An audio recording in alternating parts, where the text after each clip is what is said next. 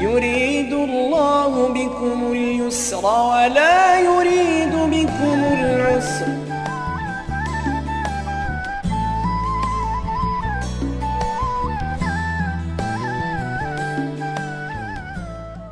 بسم الله الرحمن الرحيم. الحمد لله رب العالمين، والصلاة والسلام على سيدنا وحبيبنا محمد وعلى آله وأصحابه أجمعين. خۆشەویستان و بەڕێزان، وتاری ڕابردوومان بە ناونیشانی ئیسلام دینێکی ئاسان و موسڵمانیش قورسکار. باسی ئەوەمان کرد لە وتاری ڕابردوودا و ئەمەش بەشی دووەم و تەواوکەری ئەو باسەیە کە خوای پەروەردگار ئیسلامی بە خەڵات بە ئێمە بەخشی جلوبەرجێکە، کاڵایەکە پڕ بە باڵای ئەم ئینسانەیە. جلوبەرێک کاتێک بە سوودە و لەبەری ئینساندا جوانە کە نە تەسک بێ بەبەرت نەفراوان بێ لە حەدی خۆت. ئەم ئیسلامەتیە خوای پەروەردگار ڕێک بە باڵای ئەم مرۆڤەی بڕیوە. ئەگەر کەسێک بیەوێ چووکی کاتەوە و تەسکی کاتەوە، ئیسلامەکە ناشرین دەکات، چونکە لە مرۆڤەکە ناوەشێتەوە. و ئەگەر کەسێکیش بیەوێ سنوورەکانی شەرع ببەزێنێ، وەکو ئەو جلەوایە کە فراوانی کەی دیسان ناشرین دەبێت. بۆیە پێغەمبەری خوا صلی الله علیه وسلم هەر لە سەردەمی زێڕینی خۆیدا هەمیشە و بەردەوام لایەنگری ئاسانکاری بووە، چونکە دینەکە دینی ئاسانیە. ئیسلام وشەیەکە هەر کە بە بیستنی سەلامەتی، خۆشی، فەرەحی ئەوانت بیر دەکەوێتەوە. دەچینە خزمەت فرمودەیە کە لە مسنەدی ئیمام ئەحمەدا بە ژمارە فرمودەی 17,845 هاتووە و ئیمامی ئەبوو داود و حاکمیش ڕیوایەتیان کردووە. پێغەمبەری خوا صلی الله علیه وسلم عەمری کوڕی عاسی نارد بۆ جەنگی ذات السەلاسیل، واتە فەرماندەیەکی سەربازی بوو بۆ جەنگ لەگەڵ بێباوەڕان لەو سەردەمەدا. لە حەدیسەکەدا فەرمێ فاحتەلەمە فی لەیلەة شەدیدەة البرودەة، شەوێکیان ئەم فەرماندە سەربازیە، ئەم مەسئولی لەشکرا کە شەوێکی زۆر سارد و سەرما و کزەبایەکی ساردی دەهات، لە خەو خەبەری بۆوە جەستەی تەڕە. ئینسان کاتێک کە لە خەو خەبەری بۆوە شەهوەتی بە جەستەی خۆیەوە بینی، پێویستە خۆی بشوە. ئەم حاڵەتی بە خۆیەوە بینی و خۆشتنی لەسەر واجب بوو. فتەیەمەمە، بەڵام ئەم سەحابە ژیر و عاقڵە نەچوو خۆی بشوار بەو سارد و سەرمایە ئاوی سارد بە خۆی داکات. لە دەشت و بیابانێکایە و سەرمایە و شەدید البرودە، زۆر زۆر ساردە، ئاویش هەیە. بۆیە زۆر بە ئاسانی هەردوو دەستی بە عەرزەکە کێشا و بە دموچاویە هێنا و دەستی ئاوارێ کرد هەتا خۆڵی تەواو بڕایەوە. ثم صلى بمن معه صلاة الصبح، صحابەکانی هەستاند و ئیمامەتی نوێژی بەیانی بۆ کردن. وكأن الصحابة لم يقنعهم هذا العمل من عمر، الصحابة كانوا وكو أوي أم كاري عمريان بدل نبي وتيان والله باش نية أو هيا ودي تو فرماندەیەکی سەربازی و سەر لەشکرێکی غیرەتی ئەوە نەبوو دوو جام ئاوی سار بە خۆتاکەی، یعنی مەقۆیەک دروست بوو کوڕێکا کە دەبوایە وای نەکردایە، ئاخر خۆ ئاو هەبوو، ئەو پیاوێکی ئازایە. ئینسان بەرامبەر بە شمشێری کافر خۆی ڕاگرێ، خوا بەرامبەر بە ئاوی سار خۆی ڕاناگرێ. ئەمجا ئەو هەر بە خۆشیەوە نەوەستا، هەر ئاوای کرد و دەستێکی بە دموچاو دەستیانەوە، هەر ئیمامەتیشی بووە و هەموو خەڵکە کرد بۆ هەموو سەحابە، هەر بە کابرایەک نەیوت کاکە تۆ پێشکەوە. یعنی دەنگۆیەک دروست بوو لە ناو سەحابەدا لەسەر ئەم کاری عەمری کوڕی عاس. گەڕانەوە بۆ مەدینە کە هاتنەوە ئەم باسەیان بۆ پێغەمبەر صلی الله علیه وسلم جێڕایەوە. سەروەرمان صلی الله عليه وسلم بانجی عەمری کرد و فەرمووی یا عەمر صەلەیتە بأصحابك وأنت جنوب، بە نیشانەی پرسیار لێ پرسی عەمری کوڕی عاس پێشنوێژی و ئیمامەتت بۆ هاوڵان بۆ هاوڕێکانت کرد لەو سەفەرەدا و لەشیشت قورس بوو، لەش گرانیشت لەسەر بوو، خۆشن نەشت بوو بۆ ئاو بە ئاو، ئەوە چۆن کاریوات کردووە؟ عەمری کوڕی عاس فەرمووی ئەی پێغەمبەری خوا صلی الله عليه وسلم ذكرت قول الله تعالى، من بیرم لەو ئاەتە قورئانیە کردەوە، بەیانی کە هەستام حاڵەتێکی خۆشتنم لەسەر بوو، سیرم کرد ئەو جەوە ساردە و ئەو ئاوە ساردە باوەڕ کە خۆم پێ بشتا لەوانەیە تووشی نەخۆشیی قورس زیان کوشتنی بکردمایە، بیرم کردەوە ئەی خوا لە قورئانە نافەرمێ ولا تلقوا بأنفسكم إن الله كان بكم رحيما سورەتی النساء ئاەتی 29 خەڵکی نەخۆتان مەکوژن خوای گەورە بەرامبەر بە ئێوە گەلێک بەبەزەیە جا خۆ کوشتن ئەنواعی هەیە ئەی ئینسان دەست مەدەست چەک و خۆت مەکوژە لە کاتێکا تەنگژەکانی ژیان زۆری بۆ هێناوی کوڕە خوا بەبەزەیە دڵنیا بڕزگارت دەکا هەر یەک تۆ سەبر بگرە هەر ڕۆژێ دوو ڕۆژی تر دام بەخۆ تا بنێت چەکەکە لەسەر سەرت لا بە پەتەکە لە حەبلی گرینەکە بکەوە دڵنیا بەخوا ڕزگارت دەکا ئین الله کان بیکم ڕەحیما خوا بەبەزەیە بەرامبەرتان خوا بێتان بێ ئاگانیە خۆت مەکوژە ئەی ئینسان خۆت مەکوژە بە خەم و خەفەت و خۆت تووشی تەنگژەی دەرونی مەکە دڵی خۆت شاد کە چونکە خوا بەبەزەیە بەرامبەرت تۆ خوایەکت هەیە کە ڕەحیمە بەرامبەرت ئەی ئینسان خۆت مەکوژە پەلەپەل مەکە لە لێخوڕینی سیارەدا ئەی ئینسان خۆت مەکوژە مەجۆ شوێنەکەەوە حەقلی ئەلغامی لێ و بڵێ منەتم نێو لە کەس ناترسم سنوور ببەزێنی ئەی ئینسان خۆت مەکوژە شەرعی خوا ئاسانە بەدین خۆت مەکوژە وەکو ئەم پیاوە فەرمووی وەڵڵای ئەی پێغەمبەری خوا ئەو شەوە بەو ئاوە خۆم بشتایە لەوانەی بیکوشتمایە ئەوەندە سەرما بوو دڵنیام لە کاری دەخستم ئینسان حاڵەتێکە لە سەرمای زۆرە لە گەرمای زۆرە تەحەمولی نامێنێ بەرگەی ناگرێت جەستە تا ڕادەیەک تەحەمول دەکا فتەیەمەمت بۆیە بیرم کردەوە قورئانی ئێمە ئاەتی تەیەمومی تێدایە تەیەموم کرد ثم صليت نوێژیم کرد و ئیمامەتیشم بۆ سەحابەکان کرد فضحك رسول الله صلى الله عليه وسلم ولم يقل شيئا پێغەمبەری خوا زەردەخەنەیەکی بەو دەمە مبارەک و لێوە مبارەک و دانە مبارەکانەی کرد و هیچی نەگوت بەس یەک زەردەخەنە قوربانت بین ئەی سەروەری مرۆڤایەتی ئەی ڕەحمەتەن للعالەمین بە یەک زەردەخەنە کۆتایی بە بابەتەکەی هێنا یەق وەلەم یەقل شەیئا نەفەرمووی چاکت کرد نەخراپت کرد نەبۆوات کرد نە ئێوە ڕاست ناکەن بە یەک زەردەخەنە کۆتایی بە بابەتەکەی هێنا علماء حديث دەفەرمون ئەو زەردەخەنەی پێغەمبەر صلی الله عليه وسلم دووشتی لێ خوێندرایەوە سەحابەش یەکسەر حاڵی بوون یەکەمیان ئیقراره لعەمر یعنی دەستت خۆش بە ئەی عەمر چاکت پێکا چونکە ئەگە بێشەرعی بووە پێغەمبەر صلی الله عليه وسلم نەدەبوو زەردەخەنەی بۆ بکە ئەوە قسەی لەسەر بکردایە بیوتان نەت پێکە زەردەخەنەی بۆ کرد یعنی دەستت خۆش بێ دووەمیان على إعجابه بفقهه پێغەمبەر صلی الله عليه وسلم لە خۆشی ئەو تێگەیشتنە جوانەی عەمر لە ئیسلام زەردەخەنەی بۆ کرد ها ئینسان بە کەسێک خۆشحاڵە بۆ نمونە تۆ مناڵێکت کەسێکت برادەرێکت خۆشەویستێکت کارێکی جوان دەکات لە خۆشیانە زەردەخەنە لێتە سەر لێوە وەکو ئافرینی لێ بکەیت یعنی بەڕاستی عەمر تۆ لە هەموو سەحابەکان تێگەیشتوتر بووی لە دین بەڕاستی منیش پێکام کردم کردە فەرماندەی ئەوانە تۆ لە هەموویان باشتر لە ئیسلام تێگەیشت دەستخۆشی لێ کرد ئیسلامی بە ئاسان وەرگرت پێغەمبەری خوا زەردەخەنەی بەڕوودا کرد فەرمووی دەستت خۆش بێ ئەوانەی دینیان بە قورس وەرگرت بوو فەرمووی ئێوە نەتان پێکا ڕووی ئەوانیشی نەشکان ئەها پێغەمبەری خوا صلی الله عليه وسلم بەڕێزان سەیری ئەم ئیسلامە ڕەحمەتەکەن وەلەم یەقل شەیئا بە یەک زەردەخەنە کۆتایی پێهێنا بە زەردەخەنەیەک هەمووش بێدەنگ بوون بۆیە کەسایەتی پێغەمبەر صلی الله عليه وسلم هیچ کەس لە جیهانە ناتوانێت شوێنی ئەو زاتە بگرێتەوە ئەوەتانێ ئەگەر کەسێکی پێغەمبەری خوا صلی الله عليه وسلم بیفەرموویە دەستت خۆش بێ عەمر بە قسە بیوتایە دەستت خۆش بێ بەڕاستی تۆ جوان تێگەیشتی چانێ بە قسەی ئەمانە نەکرد هەر هەموو ئەوانی تر تەریق دەبوونە وایە نە دەیان وەڵی باوکم هەر لە خۆی ئینسان پێت ناخۆشە پێت وان وەڵا باش بوو بە قسەی فڵان کەسن نەکرد هەموو تەریق دەبوونەوە دڵیان دەشکا پێغەمبەری خوا صلی الله عليه وسلم هیچی بە قسە نەگوت بەو زەردەخەنەیە نەڕووی ئەوانەیشکان کە نەزان بوون نە ئەمیشی فەرز کرد بەسەر ئەواندا بە پێکەنین و زەردەخەنەکەی دەستخۆشیەکەی گەیاند و فەرمووی سوپاسی خوا دەکەم کە ژیر و عاقڵێک و لە ئیسلام تێگەیشتوویەکی وەکو عەمری کوڕی عاسی تێدایە بەڵێ پێغەمبەری خوا صلی الله عليه وسلم بەم شێوەیە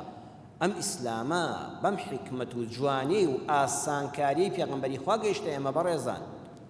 بەڵام بەداخەوە عەرزم کردن لە ناو نیشانەکەدا ئیسلام دینێکی ئاسان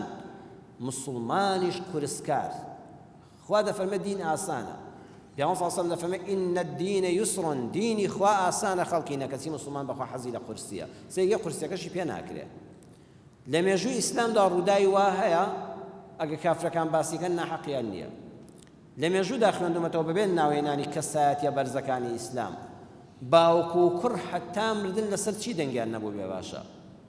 کابران کوڕێکی گەنج قورئان خوێن ئەهلی مزگەوت چۆتە لای باوکی باوکیشی بە حیساب زانایەک بووە زانای حەنەفی مەسەبیش بووە پێوتۆ باوکت دانم دێشێت چوومە لای دکتۆر و تێتی حیفە ئەم دانە بچێشی پڕیکەوە باوکی وتێتی ڕۆڵە نابێ پڕیکەیە ئەوە بێ شەرعیە چونکە ئەگە پڕیکەوە ئاول لە دەم وەردا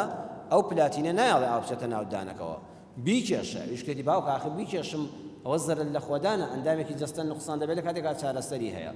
وتێتی بەخوا کوڕم دانت پڕکەیتەوە نابێتەوە ئەم ماوە هەسەیری کە ئەو دینە بچووکردنەوە لەسەر دان پڕکردنەوەیە دوو کەس بە حسابێکیان عالمە و یەکیان کوڕە عالمێکە ئەویش شارەزا لە قورئانە چوونە لای موفتی وڵات توانە فتوایەک بدا مفتی ودا وڵات و تێتی وەڵام من ئەوەندەم پێیە کاتێک کە سەحابەیەک لە جەنگا لوتی بڕاوە پێغەمبەر فەرمووی بە زێر بۆی دروستکەنەوە چونکە مادەی تر ئاسن دەیخوا بەڵام زێر نایخوا زێر گۆژ ناخوا و هەروەها سەحابەیەک بنە پێی هەمووی قەڵش بوو پێغەمبەری خوا فەرمووی مێوی تێکەن کەلێنەکانی پێپڕکەنە وتی ئەوە بەڵگەیە لەسەرەوەی ئەگە ئاوەکە نەشتێتە شوێنەکەەوە هەرچەند ئاو لە دموەردان خۆ سونەتە نەک فەرزیش بێ وتیان بینوسە وتی وەڵای نەوەکو بێتە فتووە ئەویش نەیوێرا فتوایەک بدا لەوێدا باوکو کوڕێک لە یەک بوون لەسەر یەک شتی بچووک کاتێک کە سونەتێکە بینی باوکو ئەولاد خۆش بێ فەرزە بۆیە سەیرێکی ئیسلام دینێکی ئاسان بەڵام بەداخەوە هەندێک لە مسلمانان و متەدەینین قورسکار خۆشەویستان نابێ ئیسلامدا ببڕێ لە واقعی ژیان چێ هەیە بتوانێت بڵێ جلو بەرگێک لەبەر دەکەم 4 فەسڵەی ساڵ هەر ئەوە بێ ناکرێت تۆ لە چلەی هاوینە پاڵتۆی زستانت لە بەرابێ و ناشکرێت لە چلەی زستانە تیشێرتێکی قۆڵکورتت لە بەرابێ هەر فەسڵە و جلی خۆی هەیە ئەم دینێش بۆ هەموو وەرزەکان خوا دروستی کردووە ئەبێ بگونجێ سێشت هەیە خۆشەویستان ئەگەر لەگەڵ گۆڕانکاریەکانی دنیادا نەچێتە پێشەوەی فلاس دەکات یەکەم بانگەوازی ئیسلامی دعوە و بانگەوازی دینی خوا ئەگەر بە پێی گۆڕانی سەردەم مەلا و مزگەوت و مینبەر و مامۆستای ئاینی خۆ نوێ نەکاتەوە بابەتەکە دەمرێ ئەبێ مزگەوت هەمیشە نوێکاری پێوە دیار بێ کار ئاسانی بە پێی زەمن بۆ موسڵمانان بکە چونکە زەمن هێندە سەریع پێش دەکەوێت ئەگەر تۆ بە ڕیتمی 100 ساڵ لەمەوە پێش بڕۆی ئەو خەڵکە تەحەمولی ناکە ئەبێ دینی خوا نوێکەیتەوە بەڵام لە چوارچێوە ئاساسیەکان دەرنەچی دووەم حکومەت ئێستا حکومەتی ئێمە نابێ وەکو ئینتیفاضە و ساڵی نەوەتەکان سەیری خەڵککە گەنجێکی ئەمڕۆ پێداویستەکانی زۆرن چاوی لە حکومەتە دڵنەوایی بکە و دەست بەسەریا بێنێ و بۆی بڕکاتەوە نابێ بڵێ کاکە زمانی قەدیم پێشمەرگەیەک ساڵ و ساڵ 5 دیناری وەردەگرێت ئێستا پێشمەرگەیەک بە 50,000 و بە 500,000 ژی دارە ناکە ئەبێ لەگەڵ پێشکەوتنی زەمەنە حکومەت وریای خۆی بێ میلەتەکە پێش دەکەوێت داواکاریەکانی زۆرتر دەبن حکومەت پلانی باشتری هەبێ بۆ ئەوەی لەگەڵ ئەو جەوە تازە و ئەو گەنجە تازەدا بڕوە پێداویستەکانی خەڵکەکە پڕکاتەوە بۆ ئەوەی گلەی و گازندە و حکومەت لە بەرەیەکە نەبێ و خەڵک لە بەرەیەکە بێ و شەڕە چەپۆک بەیەکەوە دروست بێ و وڵاتەکە کاول بێ ئەبێ حکومەت هەمیشە پلانی ساڵانی تازەی هەبێ چونکە ئەو جیلەی کە پێدەگا داواکاری زۆری هەیە حکومەت هەوڵی بەرهەمێنانی زۆرتر بدا بۆ ئەوەی پێویستیەکانی خەڵک بە پێی سەردەم پڕکاتەوە سێم کۆمپانیا هەموو کۆمپانیایەک هەموو شەریکەیەک هەموو شوێنێکی بازرگانی وەڵای بەڕێزان تەنها مارکێتێکت هەبێ بە پێی زەمن خۆت نوێ نەکەیەوە بەجێ دەمێنی کابرا ئاسنگەرە کابرا ئیشی PVC دەکات ئیشی ئەلەمینیۆم دەکات چی دەکات ئاسنگە شتێک دەکات دارتاشە ئەگە بە تەقلیدی 10 ساڵ لەمەوە پێش ئیش بکات بەخوا دوکانەکەی دادەخرێت ئەوە تازە ڕۆی ئەبێت تۆ ئاگال لە گۆڕانکاریەکانی سەردەم بێت ئێستا وەستای وا هەیە تازە لە قەدیمە تازە فێر بۆ وەستا لەم سەردەمدا خەڵکی ئیش پێ ناکە حتى جلوبەرێک جلوبەرگی ئافرەتان بدورێ هی پیاوان بدورێ چاکەت و پانتۆڵ بدورێ جلی کوردی بدورێ ئەبێ خەیاتەکەش دەکەوت پێشکەوتنی سەردەمە ئاگای لە خۆی بێ وەی ئەم سێرانە بانکخوازانی ئیسلام حکومەت و دەسەڵات کۆمپانیا و شەریکات و شوێنی کەسابەت و بازرگانی لەگەڵ پێشکەوتنی زەمەنە ئاگایان لە خۆیان بێ نوێ نەبنەوە بەجێ دەمێنن خەڵکەکە لیان دەتەکێتەوە وازیان لێ دێنێ پامی پێغەمبەران هەمووی گۆڕاوە ئەها یەکێک دەڵێ بۆ ئەو هەموو پێغەمبەرە هاتووە ئەوە سحوفە ئەوە تەوراتە ئەوە ئینجیلە ئەوە زەبوورە ئەنجا خاتەمیان قورئانی پیرۆزە هەر پێغەمبەرێک بۆ سەردەمی خۆی هاتووە کە پێغەمبەری دوای ئەو هاتووە دنیا 200 ساڵ پێشکەوتووە 200 ساڵ دینی پێغەمبەرەکەی پێشوو کیفایەتی ئەو زەمانەی نەداوە ئەو بۆ قەدیمی خۆی بووە بۆیە خوای گەورە پێغەمبەرێکی تازەی ناردووە و کتابێکی تازەشی بۆ ناردووە چەند سەد ساڵێکی کە ڕۆیشتووە زەمن وا پێشکەوتووە ئەو کتابەش دیسان کیفایەتی ئەوانی نەداوە بۆیە کتێبەشکەی ئاسمانی دابەزیوە تەنها قورئانە ئەو قورئانە حتا قیامەت کۆتایی پێهات و یەک پێغەمبەر محەممەدی مستەفا صلی الله عليه وسلم هەتا قیامەت پێغەمبەرێکی تر نایە بەڵام چونکە پێغەمبەری تر نایە تەجدید لە دینا هەیە خۆشەویستمان صلی الله عليه وسلم دەفەرمێ خوای گەورە لە هەموو 100 ساڵێکە هەموو 100 ساڵێک جارێک عالمێکی دینی دەنێرێ ئیسلام نوێ دەکاتەوە کە ئیسلام نوێ دەکاتەوە معناوە نیە دەستکاری قورئان دەکات خۆ دەستکاری قورئان ناکرێت قورئان هەر ئەوەیە کە هەیە خۆ معناوە نیە بتوانێت حەدیثی پێغەمبەر زیاد و کەم کە نەعوذ بالله نابێ بەڵام تێگەیشتنێکی تازەی بۆ دین هەیە بە پێی زەمانەکە کاتی خۆی مامۆستا سەعیدی نەوڕەسی هات مجددێک بوو ئیسلامی نوێ کردەوە بە پەیامەکانی نور زانانی پێش ئەو زانانی دوای ئەو 800 ساڵێک بەڕێزان زانایەک دێ دینی خوا بۆ خەڵک ئاسان دەکات دینێک کە لە چوارچێوەی شەرعەکە عەرزم کردن دەرنەچێ بەڵام بە تێگەیشتنێکی نوێ بۆ نمونە من چەندجا گەنجی بەڕێز لە کچان لە قورئان هاتۆ بۆ لام لە کۆلێجی هونەرە جوانەکان دەخوێن لە کۆلێجی هونەر سەی دەکەی وێنە کێشە دەزڕەنگینە وێنەی کەسێک دەکێشێ سەیەکەی لە ماڵەوە فەقیرە دایما ئاژاوە هەیە لەوەڵا باوکم دەڵێ ئەو وێنەیە مەلایکەت ڕوومان لە ڕزق و ڕۆزیمان نەماوەلەوەتی تۆ وێنە دەکێشی چونکە مەلایکەت ڕوو لەو ماڵە ناکە وێنەی تێدا بێت ئەمە حەدیثی پێغەمبەرە صلی الله علیه و سلم کەس گومانی لەسەرەوە نییە مەلایکەت ناچێتە شوێنەکەوە تیمسال و سوڕەت و ئەوانەی تێدا بێت بەڵام بەڕێزان زمانێک کە پێغەمبەری ئەکرەم صلی الله عليه وسلم ڕوحمان بە قوربانی بێ فەرمووی ماڵێک مەلایکەت ڕووی تێناکە کە وێنە و تیمسالی تێدا بێ ئەزانی مەبەستی چی بووە خەڵک لە بتپەرستی نزیک بوو ئەوەندە لە بتپەرستی نزیک بوون و تازە خەڵک موسڵمان بوو چاوی بە هەیکەلێک بکەوتە محبەتی لەوانەیە بۆ بتپەرستی بڕۆیشتایە یان کەسێک وێنەیەکی دەکێشات دەیگوت ئەوە وێنەی فڵان کەسی ئەولیا و پیاوچاکە و بەرەکەتی ماڵمە بەڵام تخوا گەنجێکی ئەمڕۆ دێنە بۆ منە ڕسمی مناڵێک دەکێشە ئاوا کزۆڵ دانیشتە لە بەردەمی مەکتەبێکە تعبیر لە ناخی خۆی دەکا گەنجێکە کچێکە کوڕێکە لە کۆلێجی هونەرە بەشی ڕەسامی وێنەکێشانە ڕسمی پیرە پیاوێکی بەتەمەن دەکێشێ دانیشتۆ بە دیار پەرداخی ئاولەتێک کولێرەوە بیر لە ڕابردووی خۆی دەکات و تۆ کە سەیرێکی ئای ئەو پیرەمێردی ئێستا بیر لە گەنجێتی خۆی دەکاتەوە ئەگەم ڕسمە لە ماڵەوە هەڵواسی خۆ مەلایکە دەچێتەوە ماڵەیان نەوەڵای ئەچێ بابەوە بد نییە بۆیە زانایانی سەردەم فەرمویان هەموو تیمسا هەموو پەیکەرێک هەموو بتێک کە دەبێت بشکێندرێت لە ناو ببرێ ئەگەر بڵین موسڵمان دەبێت نەک کافرانیش بشکێنین هەموو بتێک پەیکەرە بەڵام هەموو پەیکەرێک بد نییە ئەها دەبێت وا لە ئیسلام بگەینەوە کەسێک لە ماڵەوە دێنە پەیکەری شاعیرێک دروست دەکات دیبا مەلایکە دەچێتەوە شوێنەخەوە نەیکتۆ ئەمە خوایە نەعوذ بالله خەڵکی نەسووزدەی بۆ برن کام ڕەسامی ئەمە من گاوان پێوتون تخوا تۆ وات زانی و ئەوە خوایە هەر مشورکە بە لە شێ ئەستەغفر الله مامۆستا کورە چۆن من بوێنە دەکەم بە خوا بیان داوای نەفع و زەڕی لێ دەکەم داوای شیفای نەخۆشی لێ دەکەم وەڵڵی بەس تعبیرم لە ناخی خۆم کردەوە خوا قەڵەمێکی ڕەنگینی داومێ هەر ئاوا دەکەم وێنەی زەلامێک دەکێشم هەر نازانم زەلامەکەی چێیە بیر و خەیاڵی خۆمە دەری دەبڕم وێ بێت دین بە نوێکاری تێبگەین ئیسلامی ئێمە بەوە دەمێنێتەوە 800 ساڵ جارێک کەسێک دێ و ئیسلامەکە تازە دەکاتەوە لە قورئانەکە باشتر حاڵی دەبێ و بە پێی سەردەمەکە دەیگەیەنێ عەرزم کردن نوێژ دەست نوێژ غوسڵ ئەمانە ئاسانن هەموو نوێژ و دەست نوێژ و غوسڵ و ئەوانە خۆشەویستانم یەک ئاەتیان لەبارەوە هاتووە ئاەتی 6 سوڕەتی مائیدە لە کۆتاییەکەشی ئاخوا دەفەرمێ وما يريد الله ليجعل عليكم من حرج خوا نایەوێ دینتان لەسەر قورسکە کە باسی دەستنوێژ ئێستا مسلمانی بەجاری دەستنوێژ هەڵدەگرێ وڵای من مسلمانم بینیوە لە دەستنوێژ بۆتەوە گەڕاوەتەوە کاکە بۆ دەستنوێژ دەگری وڵای مامۆستا نێتم لەبیر چووە با بە نێت چییە وڵای لەبیرم چوو لەم نێتمە دەستنوێژ هەڵدەگرم بێ دەستنوێژی دەستە خۆم لا دەبم نێتەکەم ئێستا بەبیر دێتەوە کە قاچی شیشتووە بەرمی لەگاوی سەرف کردەوە جا بیری دێتەوە لێی بپرسە ئەرێ تۆ بۆ چوویتە بەر ئەو بەلوعەیە ویستت خۆت فێنەکەیەوە نەوەڵا دەموچاوت چڵکی پێوە و سابوونی پێوە نەوەڵا ئەی بۆ ئەو دەموچاوە شت وڵای ویستم بەرەو نوێژ بڕۆم و دەستنوێژ بگرم دەی کاک ئەوە نێتە خەڵک لە حەمامە هەموو ئاوە گەرمەکەی سەرف کردو هاتوۆتە دەرەوە وەڵای لەبیرم چوو بڵێم نێتمە لەش پیسی دەستە خۆم دابم داماوەم جا چێ بە ئاوی سار ئاوە خۆیان دەکاتەوە خۆی نەخۆش دەکات ئەرێ بۆ تۆ لە خۆت پرسیوە بۆ چ نێتێک چوویتەوە حەمامەوە هەر کە دەرگاکەت کردەوە بە چ نێتێک چووی وەڵا بە نێتەوەی فەرزێکی شەرعیم لەسەر ئاوێک بە خۆماکەم خۆم پاکەمەوە ئەو نێتە ناو دڵایە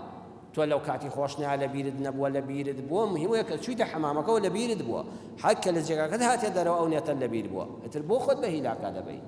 خوا هەمووی لێگایە تا باس کردووایش فەرمووی خوا دینی خۆی لەسەر ئێوە ئاسان کردووە نەک قورس مسلمان لە خۆتی قورس مەکە کابرا لە نیوەڕۆدا پرسیار دەکە وڵی ئارە وڵی لە بیرم چوونیت بێنم ئەم شەو ئەی با بە پارشەوە نەکردو بەرە وڵە ئەی بۆ بەو پێش بەیانی ئەستای نانت خواردووە خێرە وڵا بۆ ڕۆژ و بەڵام وڵای شەو لە بیرم چوو بێ منێتمە بەیانی بە ڕۆژ دەم لە ڕۆژی ئەم مانجە ڕۆمەزان ئەوانە کاکە تۆ هەر لە ئەوەڵی مانگەوە سواز بۆ خوای گەورە مسلمانی یەقینت هەیە ئەگە خوا لەشە ساخە و بێ مصیبەت بی هەموو مانگەکە بە ڕۆژ و دەبی هەر ئەو نێتە کافیە هەر ئەو پارشەوە کافیە ئەوە نێتە خوا ئاگای لە دڵتا ئیتر ئەم هەموو نێت دابەستنوینە قرسکردنی ئاینە لە خۆتی قرس مەکە خوا دینەکەی ئاسان کردووە مسلمانانەکەن هێستا لە مناقشة آيات القرآن دكا وكلوا واشربوا حتى يتبين لكم الخيط الأبيض من الأسود من الفجر قاد فرمي بخون وحتى وكو خطي رش وسبي ليك جادك نوا قبل الله بنجي بياني خو الدنيا وند تاريخا ربوت الصحة شوارج نخوم نابي برام چونك خاف من الفجر لبنجي بياني دا خو تبنجي بياني دا بي اگر شويكي تاريخي زستان وبارانه بيت شي دبيني خو نايلي هيالي راستو شاب بانگی بەیانیەکە حەکەمە خافەمون من الفجر کە بانگی بەیانی دا هێڵی ڕەش و سپیرێک دەکەیەوە یان نەگرنگ نییە بەڵام من الفجری گرنگە بۆیە ئەم بابەتانە نابێ مسلمانان مناقەشەی لەسەکەم پەمپی ڕەبەوە کابرا تەنگە نەفەزە پەمپێک لە دەمیەدا ئەگە خوا دەکا بەوە ڕۆژۆکەی بۆ دەچێتە سەر برام بۆ لێ قورس دەکەی کەسێک قەترەی چاوی هەیە وڵا نابێت لە چاوتیکە وڵا کاکە تێیکە قەترەیەکی گوێ هەیە قەترەیەکی لوتی هەیە ئەگە خواکە ئەو بەو قەترەیە مستەکیناتێکی بۆ دێ و ڕۆژۆکەی پێدەچێتە سەر و مزەعەفاتی کەی نابێ لێی گەڕێ ئەمانە ڕۆژۆکەی ناشکێنن ئەهلی توندڕە و دایمە دەمیان پیس دەبێ بەرامبەر بە ئەهلی ئیسلام یعنی کەسێکت بینی دایمە قسەی بە خەڵک دەگوت ئەوە بزانە لە دینی خوا حاڵی نەبووە کەسێکت بینی بە خەڵکی دەگوت ئەوە کافرە ئەوە فاسقە ئەوە زەندیقە ئەوە دەجالە ئەوە فڵانە دڵنیا بە خۆی باش لە دینی خوا حاڵی نەبووە ئیمامی سوبوکی لە کتێبی فەیض القەدیرە لە مجەلەدێک لە پەڕی 150دا فەرمێت لە حەیوانی ماڵەکەمان دانیش بۆم سەگێک تێپەڕویستی بێتە ژوورەوە حەیوانەکەمان پیسکە تێم خوڕی وتم ئیخسە کەلبی بنی کەلب جغا هەی سەگی کوڕی سەگ دەفەرمێت باوکم لە ژوورەوە گوێی لێم هاتە دەرەوە لێم تووڕە بوو وتی ڕۆڵە ئەو قسەیە لە تۆ نەدەوەشایەوە بۆ سەگەت گوت سەگی کوڕی سەگ وتم جابا بە خۆ خراپم نەکوتووە ئەو سەگە کوڕی سەگە ئەتە سەگ لە سەگ بووە فەرمووی کاتێک قسەکەی تۆ ڕەوایە شەرت الجەوازی عەدەم و قەسدی تەحقیری کاتێک دروستە بە سەگێک بڵێ هەی سەگی کوڕی سەگ کاتێک کە مەبەست و سوکایەتی پێ نەبێت کوڕم تۆ ئەو قسەیت بە سوکایەتی بەو سەگە گوت پێم ناخۆش بوو نابێت بە سوکایەتیش قسە بە سەگێک بڵێ چقە بڕۆ لاشە بۆ لاوە هەر ئەوەندەت مافەیە سەیری ئەم ئیسلامە ئەم مسلمانە تێگەیشتوانەی ئێمە مافی ئەوە نییە سوکایەتی بە سەگێک بکەیت ئەی چۆن مافی ئەوەت هەیە سوکایەتی بە ئینسانێک بکەیت ئەگە ئەو ئینسانە هاوی بیر و باوەڕ و ئەهلی مزگەوتی خۆت بێت چۆن دەبێت سوکایەتی بێ بکەیت چۆن کافریکەی ساڵی 1970کان بەدواوە عێراق لەگەڵ لیبیادا ناڕەحەتی هەبوو هەموومان دەزانین بۆیە سەدام و قەزافی دوژمنایەتی یەکتریان دەکرد مامۆستا مەلا عەبدولکەریمی مودەڕیس گەورە زانای کورد لە بەغا مخابرات دەچن بۆ لای بۆیە فتوایەکی پێ دەرکەن پێ دەڵێن مامۆستا دەبێت فتوایەک بەدەستی خۆت بنووسی کە موعەمەر قەزافی کافرە ئەویش دەڵێ من ناتوانم فتوای کافربوونی کەس دەرکەم دەڵێ ناخقوبانەوە ئەمرە ئاخر ئەمری خوا جیاوازە و ئەمری تۆی حکومەت جیاوازە من بەپێی ئەمری خوا کار دەکەم موعەمەر قەزافی نەبینیومە کوفر بکا بە چاوی خۆم لێم بینی بێ هەتا بڵێم کافرە نە بە گوێی خۆم هیچم لێ بیستووە کوفرێکی کردێ و تا بڵێم کافرە نە دەستخەتی خۆیم خوێن بێتەوە کتوێتی من کافرم و تا منیش بڵێم کافرە نە بە چاوم بینیومە نە بە گوێم شتم لێ بیستووە نە دخەتی خۆیم خوێندوێتەوە لەباری کافربوونیەوە وەیە ناتوانە حکم لەسەر کەسێک بدەم بە قسەی تۆ حکمەکەی نەدا بێم نەتیش بوو لە دەسەڵاتەکە چاوەڵێ بەڕێزان ئەوە تێگەیشتنی ئاینیە ئێستا کابرا شایەتمان دێنەوە هەر دڵە کافری دڵە فاسقی دڵە زەندیقی وەیە ئەمە زۆر خراپە بگەڕێنەوە بۆ ئیسلامێکی جوان ئەو کەسانی بە تایبەتی ئەهلی ئیسلامن ئێستا کەسێ ڕیشی هەبێت چەند محتەرەمە سیمای کەسێکی موسڵمانی پێوە دیارە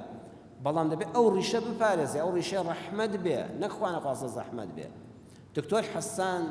شەمسی پاشا لە یەکێک لە کتێبەکانیدا باسی ئەوە وازن فی ڕیاض الجەنەیە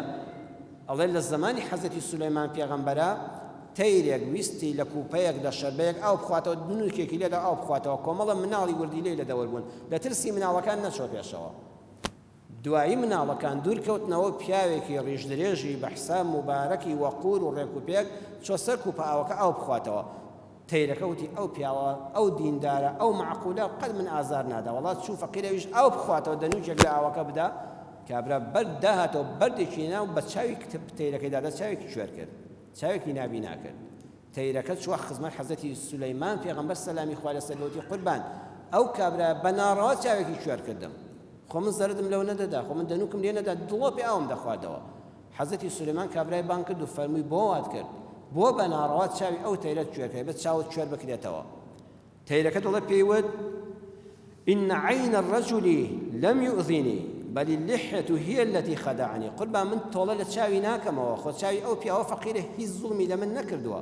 من بريشي دريجي خلطام